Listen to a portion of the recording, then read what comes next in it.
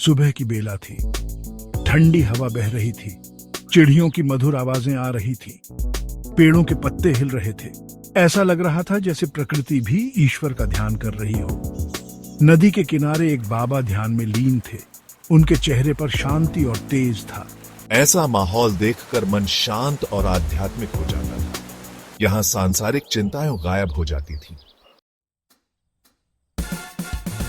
बाबा के पास एक गाय बैठी थी। वह चुपचाप घास खा रही थी। पास ही एक चिड़िया अपने बच्चों को चुग्गा खिला रही थी। यह देखकर बाबा मुस्कुराए। ये प्रकृति का नियम था। यहाँ हर कोई अपना कर्तव्य निभा रहा था। किसी को लालच नहीं था, किसी को शिकायत नहीं थी। ईश्वर की बनाई इस दुनिया में सब कुछ संतुलित था। एक शिष्य ने बाबा से पूछा, बाबा, गीता में भगवान श्री कृष्ण कहते हैं, कर्म करते हुए भी कर्म से मुक्त रहो। यह कैसे संभव है?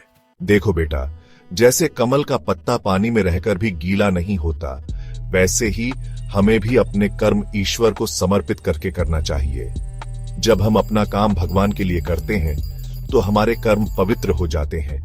हमें फल की चिंता नहीं रहती। जैसे किसान खेत में हल चलाता है, वह सिर्फ अनाज नहीं उगाता, वह जीवन का आधार तैयार करता है। पक्षी जब घोंसला बनाता है तो वह सिर्फ घर नहीं बनाता, वह अपने परिवार के लिए सुरक्षा का घेरा बनाता है। और कुम्हार जब मिट्टी से बर्तन बनाता है तो वह सिर्फ मिट्टी का आकार नहीं बदलता, वह अपनी कला से जीवन को सुंदर बनाता है। यदि ये सब अपने काम को ईश्वर को समर्पित करके करेंगे तो उनके कर्म पूजा बन जाएंगे। मित्रता और भगवान के प्रति समर्पण यही कर्म को पवित्र बनाता है। शिष्य को बाबा की बात समझ आ गई। उसने देखा कि जीवन का हर कार्य ईश्वर से जुड़ा है। उस दिन शिष्य को जीवन का असली उद्देश्य समझ आया। उसे एहसास हुआ कि कर्म ही पूजा है, जब उसे भगवान के लिए किया जाए।